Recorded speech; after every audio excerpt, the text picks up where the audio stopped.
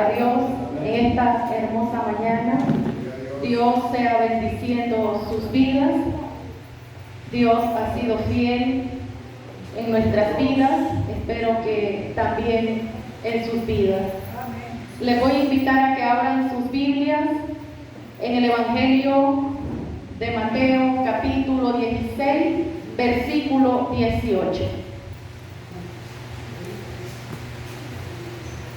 Aleluya.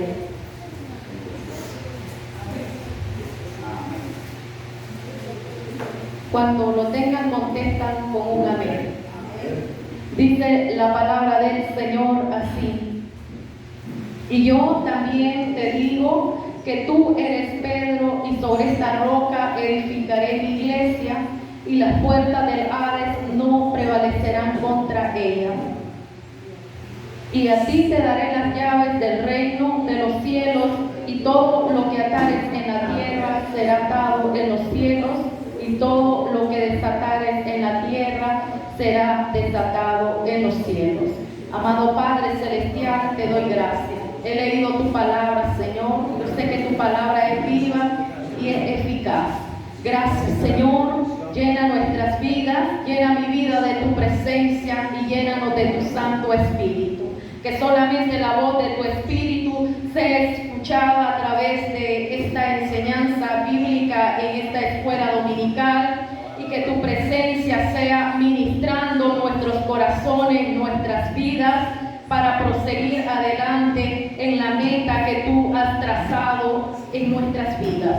Gracias, Señor, en el nombre de Jesús. Amén y amén. Pueden sentarse.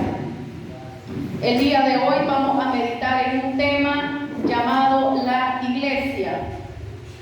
Y la palabra del Señor nos lleva al Evangelio de Mateo. Bien sabemos que Pedro, cuando el Señor Jesucristo en el ministerio le llamó a Pedro, Pedro estaba y era pescador, tenía sus redes, y el día que Él los llama a los primeros tres, y está en el capítulo 1 de Marcos, y dice de que Él llamó a Pedro, a Andrés y a Jacobo, y luego se agregó Juan.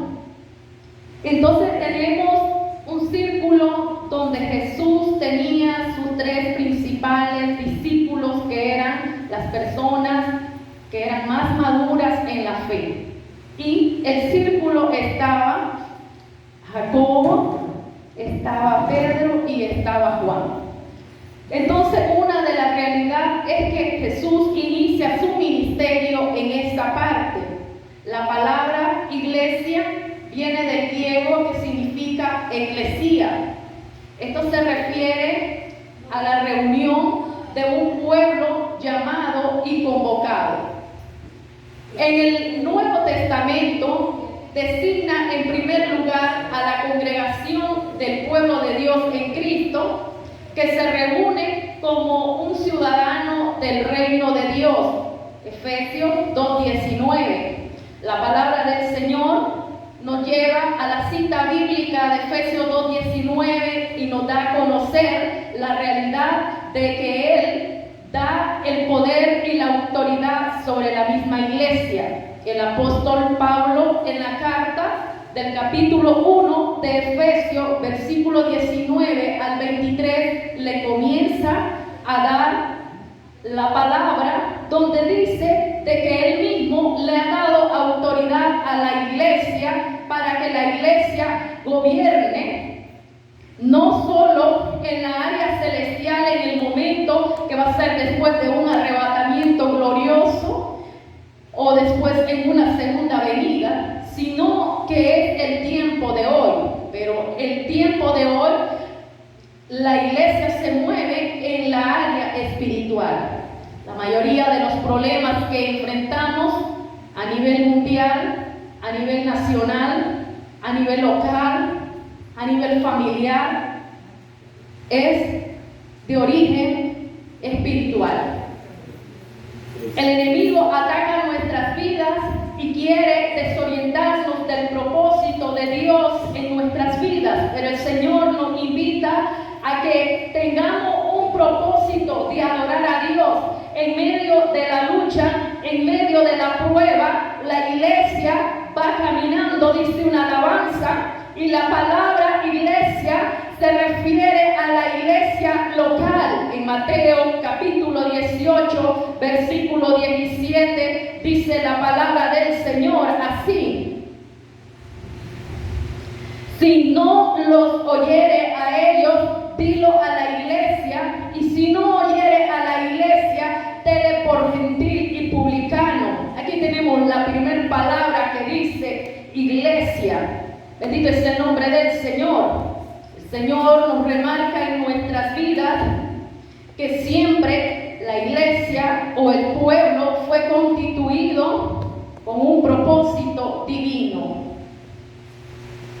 También nos dice la palabra de Dios en Mateo 16, 18, que se refiere a la iglesia universal, pero no es a la iglesia católica, estimado hermano.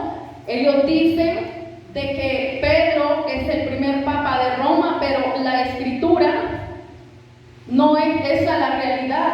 La realidad es que Pedro fue una de las columnas de la iglesia.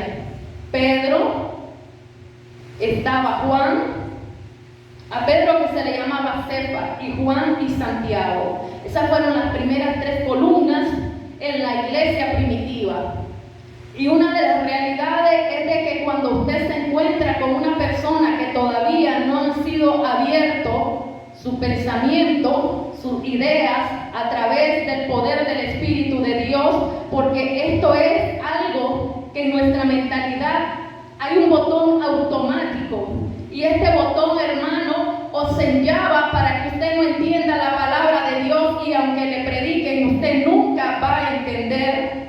Pero cuando el Espíritu de Dios llega y desbloquea aquel botón que está dentro de nuestra mentalidad, inmediatamente la luz del Evangelio entra en su vida, y es cuando nos dice la carta de Corintios